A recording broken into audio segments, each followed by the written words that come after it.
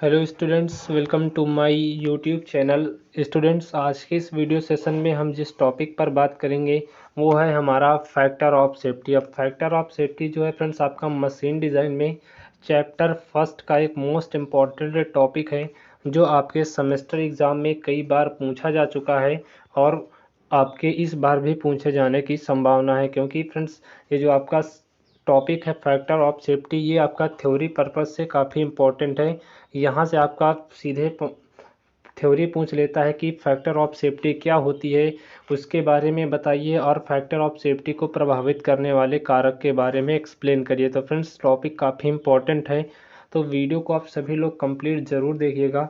और आपसे एक ही रिक्वेस्ट है कि फ्रेंड्स, आप सभी लोग वीडियो को ज़्यादा से ज़्यादा अपने दोस्तों को भी शेयर करिएगा। तो चलिए आज का हम वीडियो सेशन स्टार्ट करते हैं।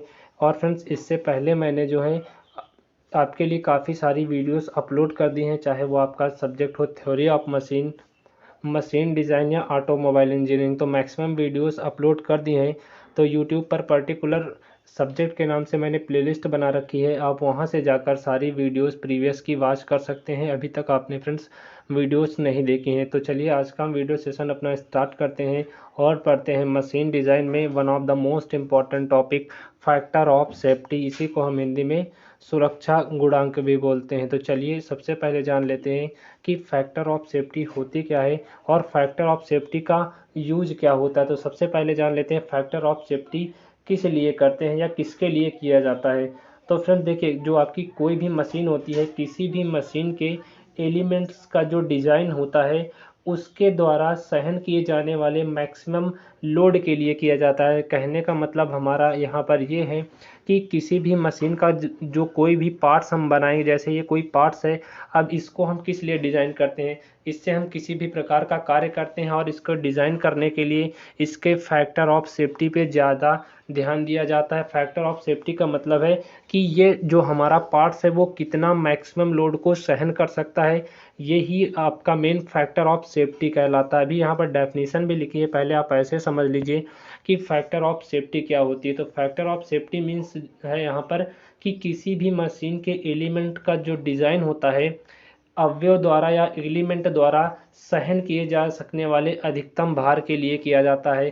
कहने का मतलब हमारा, जैसे हमने कोई एक पार्ट्स बनाया और पार्ट्स का डिज़ाइन किया, अब ये पार्ट्स कितना मैक्सिमम लोड सहन कर सकता है, इसीलिए आपका क्या है फैक्टर ऑफ सेफ्टी भी आपके काफ़ी ज़रूरी होती है। तो चलिए इसकी डेफिनेशन समझ लेते हैं।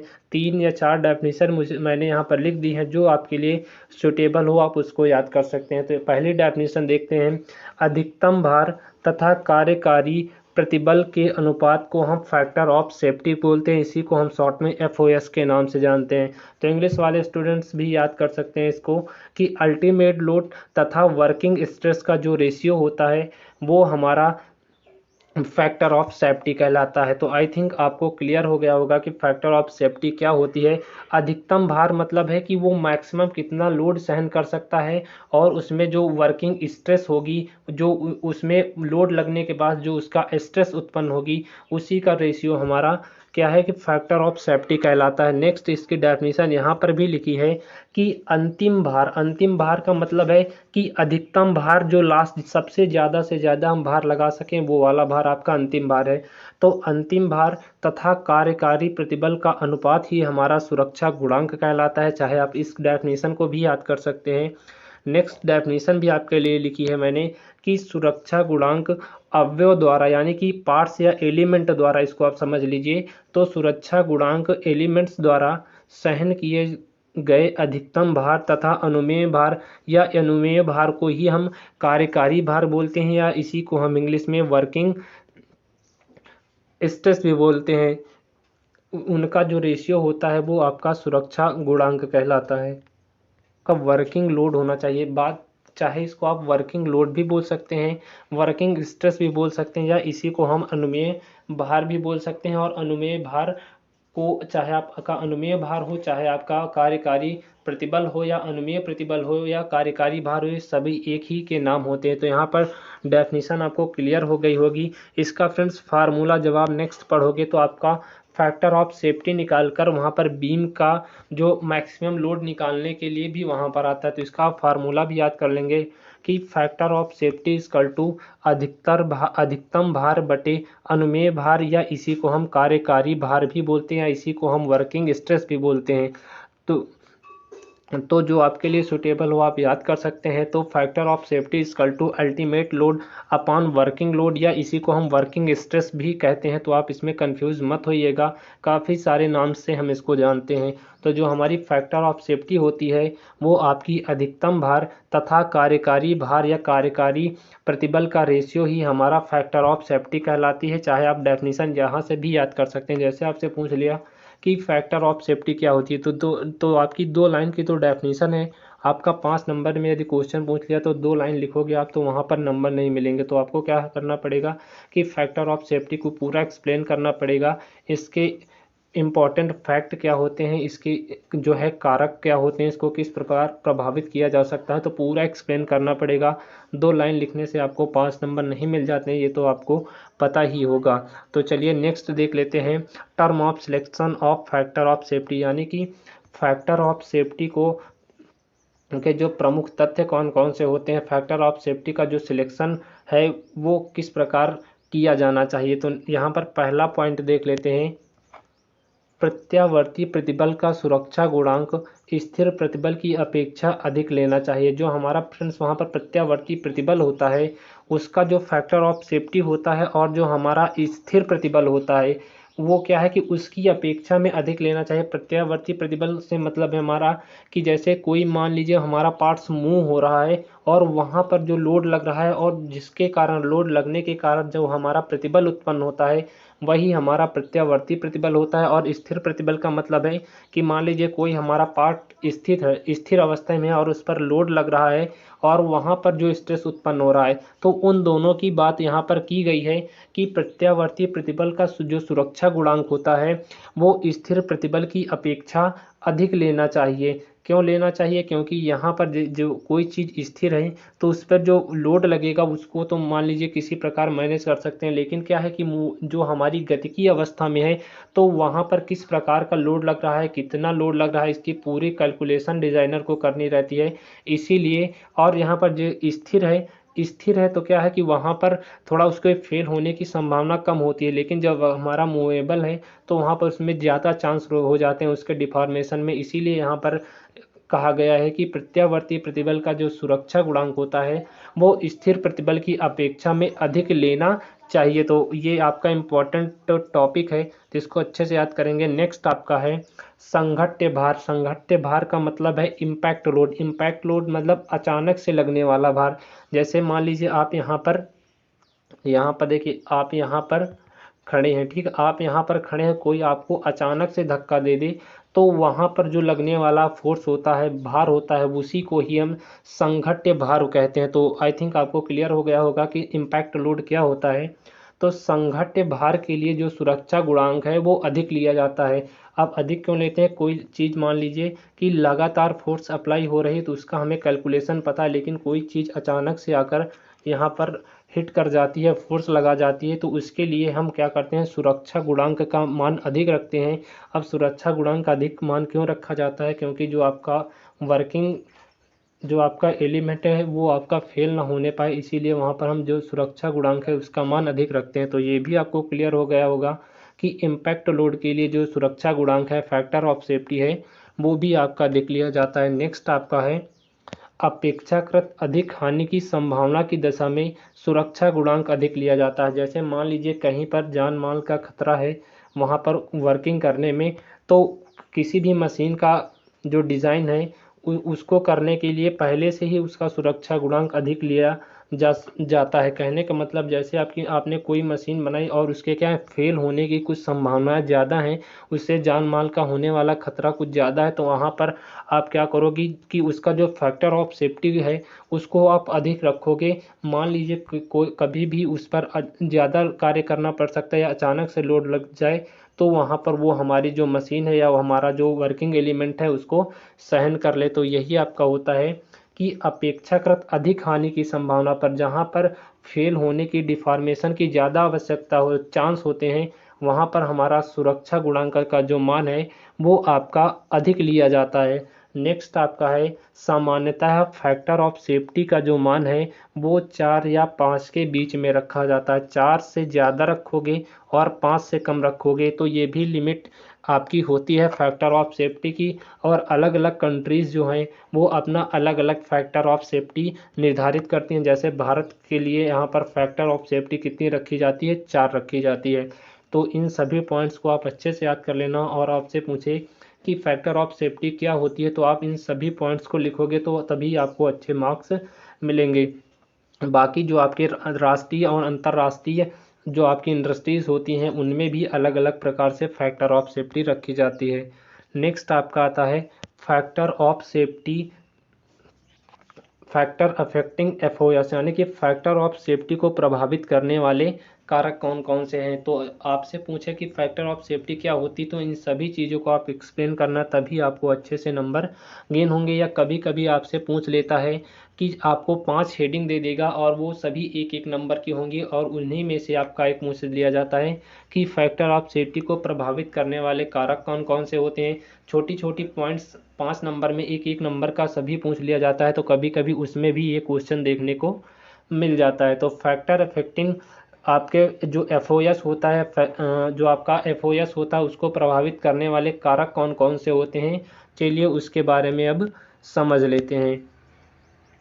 तो पहला पॉइंट आपका है कि निर्माण के समय उत्पन्न विभिन्न प्रतिबलों का जो मान होता है। देखिए जैसे आपका कोई भी चीज़ बन रहा है और उसी टाइम या उसी प्रोसेस के अंतर्गत उस पर कितने प्रकार के जो है प्रतिबल उत्पन्न हो रहे हैं, उन सभी का जो है हमें मान एग्जैक्ट पता होना चाहिए।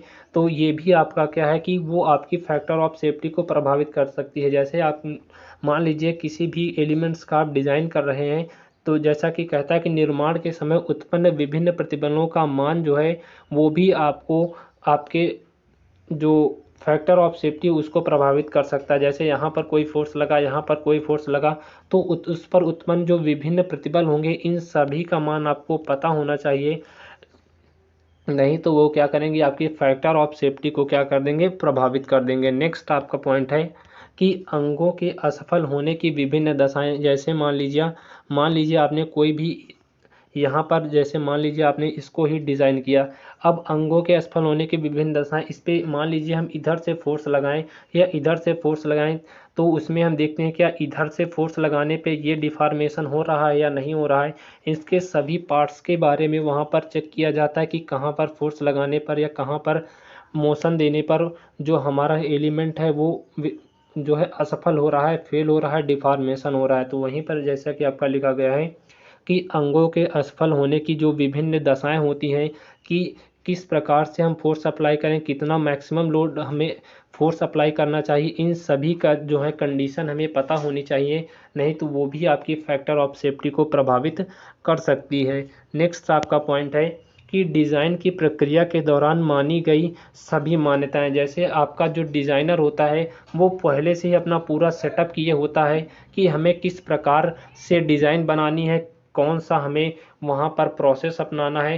तो जो पहले का प्रोसेस है वो किस प्रकार की मान्यताओं पर है। कहने का मान्यता का मतलब है कि डिज़ाइन के दौरान मानी गई मान्यताएं। जैसे कि हमारा डिज़ाइनर है वो उसने क्या किया कि जो हमारा कोई भी मान लीजिए प्रोडक्ट का डिज़ाइन है वो किसी भी कोई भी माप ले लिया या किसी भी चीज़ के अकॉर्डिंग करता है, तो उन सभी के बारे में उसको अच्छे से जानकारी होनी चाहिए। नहीं तो मान लीजिए इसको क्या किया कि यहाँ से इसकी लेंथ रखी 12 mm और वो क्या किया भूल गया और यहाँ से जो नेक्स्ट बना वो 14 mm का बन गया, तो यहीं पर मिस्टेक हो जाती है। तो इसीलिए यहाँ पर कहा गया है कि डिज़ाइन की प्रक्रिया के दौरान मानी गई सभी मान्यताएं कि उसको हमें किस प्रकार से बनाना है, कैसे प्रोसेस करनी है, उसको कैसे मार्केट तक भेजना है, वो पूरा कैलकुलेशन, वो पूरी मान्यताएं वहाँ पर डिज़ाइनर के द्वारा की गई होती हैं। नेक्स्ट आपका है पॉइंट कि यदि किसी डिज़ाइन के असफल होने पर जान माल की हानि होने की संभावना होती है तो ऐसे अंगों की डिज़ाइन के समय सुरक्षा गुणांक अधिक रखते हैं। जैसे मैंने आपको पहले भी बता दिया कि जहाँ पर किसी भी कोई भी हमारा पार्ट्स है या कोई भी हमारा एलिमेंट है, उसके असफल होने के चांस हैं, उसके डिफॉर्मेशन होने के चांस हैं, उसके फेल होने के चांस हैं, और उससे क्या है जान माल की हानि हो सकती है। तो वहाँ पर उस एलिमेंट्स का, उस पार्ट्स का जो फैक्टर ऑफ सेफ्टी होता है उसको अधिक रखा जाता है। ऐसे अंगों के लिए राष्ट्रीय एवं अंतर्राष्ट्रीय कोड भी हमारे निर्धारित किए जाते हैं। जैसे आप यहाँ पर एक एग्जांपल समझ सकते हैं कि जो देखिए, मान लीजिए आपने कोई भी चीज़ खरीदा और वहाँ पर आपकी कंपनी ने कह दिया कि ये मैक्सिमम कितने किलो है, 20 केजी के लिए है, 20 किलोग्राम के लिए है, 20 किलोग्राम से ज़्यादा आप इस पर कोई भी चीज़ नहीं रख सकते। लेकिन इंडिया में क्या होता है कि जानते ही हो कि एक चीज़ से कई भी प्रकार के, जिसको कहते हैं काम चलंतु, तो काफ़ी सारे वर्क कर लिए जाते हैं। 20 से 25 किलो भी वहाँ पर रख सकते हैं। तो वहाँ पर वो कंपनी को पहले से ही पता होती है कि वहाँ पर हमें फैक्टर ऑफ सेफ्टी का मान ज़्यादा ही रखना होगा, क्योंकि जो वहाँ पर उसके द्वारा मैक्सिमम ऑथराइज किया जाता है कि 20 किलो से ज़्यादा नहीं रख सकते। लेकिन कंपनी क्या करती है कि वो फैक्टर ऑफ सेफ्टी को ज़्यादा ही कर देती है, क्योंकि यहाँ पर जैसा यूज़ होता है वो उसको पता होता है। तो आई थिंक आपको क्लियर हो गया होगा कि किसी भी मशीन अंग के असफल होने पर जान माल की हानि होने की संभावना हो, तो ऐसे अंगों की डिज़ाइन के समय जो सुरक्षा गुणांक है उसको अधिक रख दिया जाता है। और ऐसे अंगों के लिए राष्ट्रीय एवं अंतर्राष्ट्रीय भी कोड निर्धारित किए गए होते हैं। जैसे राष्ट्र मतलब कोई देश अपना निर्धारित कर सकता है, या अंतर्राष्ट्रीय यानी कि कोई एक संस्था होती है वो निर्धारित कर देती है कि फैक्टर ऑफ सेफ्टी का मान जो है 4 और 5 के बीच में ही रखना चाहिए। इसका एग्जांपल आप ऐसे भी समझ सकते हैं कि किसी भी कंपनी ने क्या की कि कोई मोटरसाइकिल क्या की मैन्युफैक्चर की, अब उसने कह दिया कि इस पे क्या है मैक्सिमम 2 लोग बैठ सकते हैं, लेकिन यहाँ पर क्या 3-3 लोग बैठ जाते हैं। तो उसको पता है कि वहाँ पर होगा क्या, तो इसके लिए वो क्या करती है कि फैक्टर ऑफ सेफ्टी का मान जो है ज़्यादा ही रख देती है। तो आई थिंक आपको फ्रेंड्स क्लियर हो गया होगा। नेक्स्ट आपका है लास्ट पॉइंट आज का, कि लगाए गए भार की प्रकृति स्थिर प्रतिबल की तुलना में प्रत्यावर्ती प्रतिबल में सुरक्षा गुणांक अधिक लेना चाहिए। कहने का मतलब है कि जो हमारा लगाया गया भार होता है, ठीक है, वो स्थिर प्रतिबल की तुलना में, यानी कि जब हमारा कोई भी पार्ट्स स्थिर होता है और जब हमारा कोई भी पार्ट्स मूवेबल होता है, गति की अवस्था में होता है, तो उस समय क्या करते हैं कि गति की अवस्था वाले यानी कि प्रत्यावर्ती प्रतिबल में सुरक्षा गुणांक का मान हमें अधिक लेना ही होता है। तो ये था फ्रेंड्स आपका टॉपिक जो अभी क्लियर हो चुका है। उम्मीद करता हूँ कि आपको आज का वीडियो सेशन काफ़ी इंटरेस्टिंग लगा होगा, काफ़ी हेल्पफुल आपके लिए रहा होगा। तो फ्रेंड्स सभी लोग एक बार वीडियो को अपने सभी दोस्तों को शेयर कर देना, और वीडियो पसंद आया तो फ्रेंड्स वीडियो को लाइक कर देना। और आगे आने वाली वीडियोस के लिए आप चैनल को सब्सक्राइब भी कर सकते हैं यदि आपको अच्छा लगा हो तो फ्रेंड्स। बाकी इसकी आपको जो पीडीएफ है मेरे टेलीग्राम पर मिल जाएगी। यहाँ पर आपके लिए एक्स्ट्रा भी नॉलेज के लिए मैंने बुक का भी यहाँ पर आपको पीडीएफ प्रोवाइड करा दिया है। यदि आपको नहीं समझ में आए कि फैक्टर ऑफ सेफ्टी क्या होती है, तो आप यहाँ पर जाकर पूरा पढ़ सकते हैं। इसकी जो पीडीएफ है मैं आपको अपने टेलीग्राम पर प्रोवाइड करा दूंगा, लिंक आपको वीडियो के डिस्क्रिप्शन बॉक्स में मिल जाएगी। तो वहाँ से जाकर आप इसकी टेलीग्राम ज्वाइन कर लीजिए और इसकी पीडीएफ आप वहाँ पर डाउनलोड कर लीजिएगा। तो चलिए फ्रेंड्स, मिलता हूँ आपसे नेक्स्ट वीडियो में। और सभी दोस्त एक बार वीडियो को शेयर जरूर करें अपने दोस्तों को, और वीडियो को लाइक और शेयर कर हमें सपोर्ट करते रहें, और चैनल को सब्सक्राइब जरूर कर लेना आने वाली नेक्स्ट वीडियोस की नोटिफिकेशन जिससे आपको प्रॉपरली मिलती रहे। बाकी फ्रेंड्स यहाँ पर आपका सारा मैटर मैंने मेंशन कर दिया है। यदि आपको नहीं समझ में आया तो आप यहाँ से भी इसको अच्छे से पढ़ सकते हैं। तो फ्रेंड्स आज की वीडियो सेशन में हमने पढ़ा कि मशीन डिज़ाइन में फैक्टर ऑफ सेफ्टी क्या होती है, कि अल्टीमेट लोड और जो हमारा वर्किंग स्ट्रेस होता है या जो हमारा वर्किंग लोड होता है उसी का रेशियो ही हमारा फैक्टर ऑफ सेफ्टी कहलाता है। यहाँ पर इसका फार्मूला इसको ज़रूर याद कर लेना। नेक्स्ट आगे आने वाले न्यूमेरिकल्स में आपको ये काफ़ी सारे न्यूमेरिकल सॉल्व करने में हेल्प करेंगे। फिर उसके बाद हम पढ़ा इम्पॉर्टेंट फैक्ट, कुछ प्रमुख तथ्य हमारे selection of factor of safety के लिए। इन सभी टॉपिक्स को पढ़ा हमने। तो चलिए फ्रेंड्स, मिलता हूँ आपसे नेक्स्ट वीडियो में। तब तक के लिए ta ta bye bye, take care, have a nice day. Thank you आप सभी का वीडियो को कंप्लीट देखने के लिए।